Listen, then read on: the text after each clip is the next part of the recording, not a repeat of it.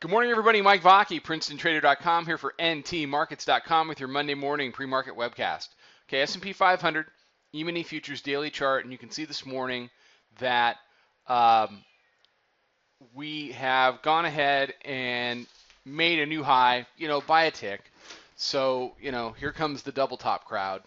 But the reality is, during the course of Friday's trade, in the early morning, in the first hour, you saw the market falling back into some old habits. We've talked about the 2106, 2107 area for the last 6-7 weeks. It has been resistance for the last 6 or 7 weeks. The thing that I wanted to see was whether or not that area could, over the course of the regular session on Friday, become support. And we saw that. Here, let's look at a 15-minute chart. Here's a 15-minute chart. And here's Friday's trade. Here's your open. Here's 9:30. And where do you have your lows? At your 9:45 bar and your 10 a.m. bar, right at 2106. So in the regular session, 2106 stopped the sell from the open in its tracks. We went up. We broke above the 14 half high from Thursday. Retraced that back to 2109. It's been pretty steady.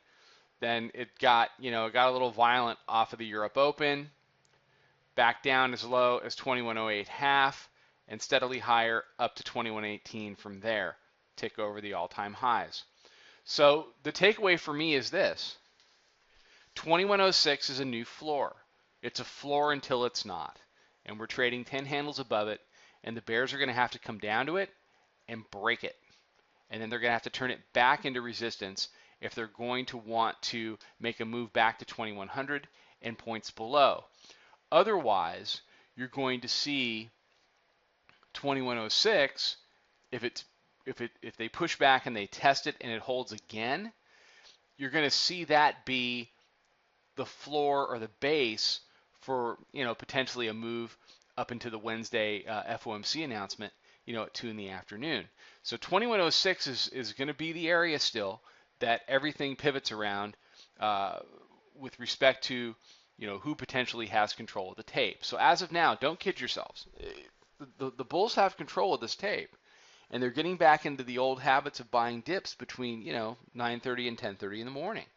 If they get back into that, then you're going to see that grind higher throughout the day, and that's not the type of price action that you want to fight on a consistent basis, because you're going to get chewed up, or you're just going to get yourself into some multiple leg short disaster, and you don't want to do that.